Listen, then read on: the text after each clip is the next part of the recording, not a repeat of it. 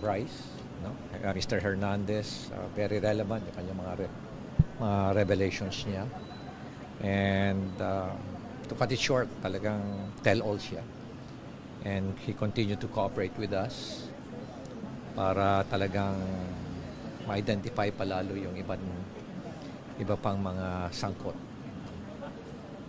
Mayor, may nabanggit ba siya na additional doon sa dalawang senators na nabanggit niya? Additional? Basta masasabi ko lang is marami pa siyang nabanggit na mga hindi nabanggit. Politicians? When you say tell all, sir, Marami siyang nasabi sa amin ng mga detalye pa na hindi niya nabanggit sa ibang forum. and medyo mas malaman ba sir yung sabihin na sinabi niya dito? Yes. Mas mga detalye, very relevant, very sensitive information. How would you describe yung information na binigyan niya in terms of your investigation? Magandang lead. Magandang lead ito para sa mga investigador. So additional mga politicians, Mayor? Bakit insisting ka lagi doon sa politician? No, but are there any additional names? Businessman, politicians? Basta may marami kaming mas magagandang lead pa na nabigay sa akin. Sir, other than this car, may mga talagang... Meron pa yung ano pa po yun? turn over yung Ferrari na worth 58 million. Tapos Lamborghini na which is worth about between 30 to 40 million. May mga motorcycles pa siyang bibigay sa amin. Sir, may specific ba siyang sinabi bakit daw niya itinurn over sa inyo? He would like to cooperate and explain namin sa kanya kung ano yung mga pros and cons ng gagawin niya. And explain namin mabuti kung ano yung mga choices niya. And then finally, he realized na better to cooperate with us sa ICI. Kaya talagang very free-flowing yung mga information na binitawan niya. Mayor, did he present more proof, more evidence to back his claims? Or do we think he's telling Yeah, kaya nga kailangan na investigation. Kasi syempre yung mga sinabi niya, kailangan may corroborative evidence. Mayor, na-open up niya sa inyo yung sa account niya sa casino? Umamin ba siya na yung ID sa kanya talaga ginagamit talaga nila? Sabi ko nga lahat ng mga relevant na information ibinigay niya. So are we evaluating him to be a possible CEO? Ay, hindi namin iniisip 'yon. Why? Sa ngayon hindi namin iniisip 'yon. Sir, makikipag-coordinate kayo sa customs with regards dito sa mga luxury cars? Titingnan natin kung ano pa yung mga information na makuha namin. If there's a need for us to cooperate and coordinate with customs, siguro we have to do it. Lahat naman tinitignan namin. As an investigator, lahat ng anggulo, lahat ng mga opening, lahat ng mga potential leads, kailangan namin exploit lahat. So kaninong custody yung mga sasakyan? What are we going to do about this? Ay custody ng ICI. And then eventually? Tapos eventually, i-auction yung mga yan. Pero merong proseso lahat yan. So, Secretary Pero ngayon, mabuti pa na i-consolidate muna lahat natin. Secretary Bunoan, so what did he say? Secretary Bunoan. In-interview rin namin si Secretary Bunoan. Ano po? For the meantime, siguro hintayin na lang natin si Chairman kung ano yung magandang kung ano yung mga na-reveal niya. Better for the Chairman to reveal yung So will you be conducting daily hearings or paano ba? Yes, the ICI will be conducting regular hearings, almost daily hearings.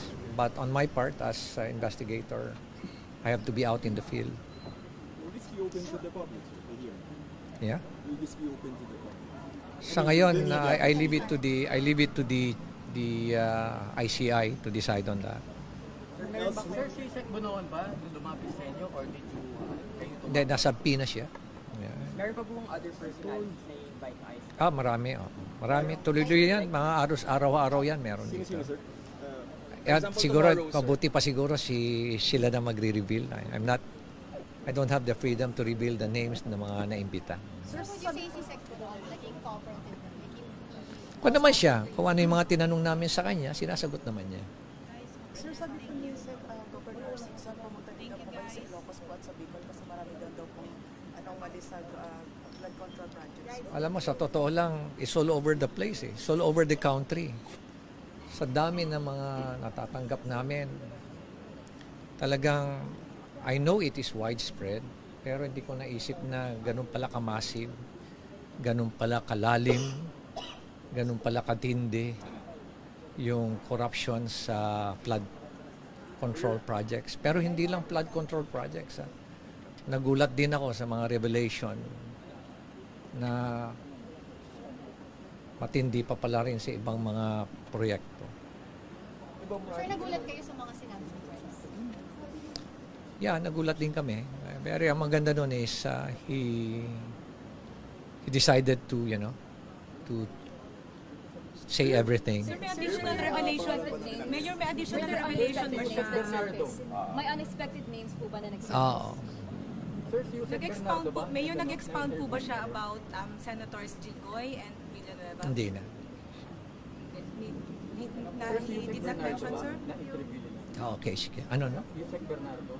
Yeah. Robert Bernardo. Will he also Yeah. be subpoenaed? Ano, no? Will he also be subpoenaed? Oo na, lahat yan. So, sir, you have So, pasensya na kayo. We have to take off. Pa? Who's next, Mayor? We have to take off.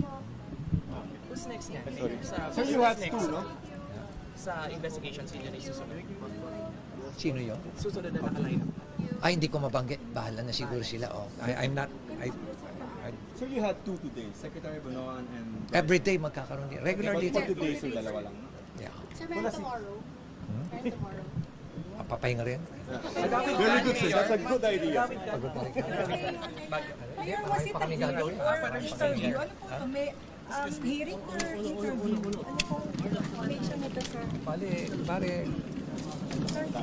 ini-interview. Ini-interview sila. Walang hindi ba siya formal hearing, sir? Ay, ganun na rin. Kompleto kayo, sir, yung apat na Sige, thank you. Maraming salamat sa inyo. Sir, okay na kami. Please. Meron pa kaming... Pasensya na kayo, ha? Thank you. Thank you po. Thank you, guys.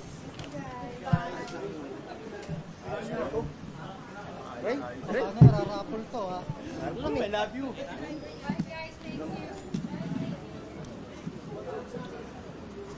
Nararapol yan.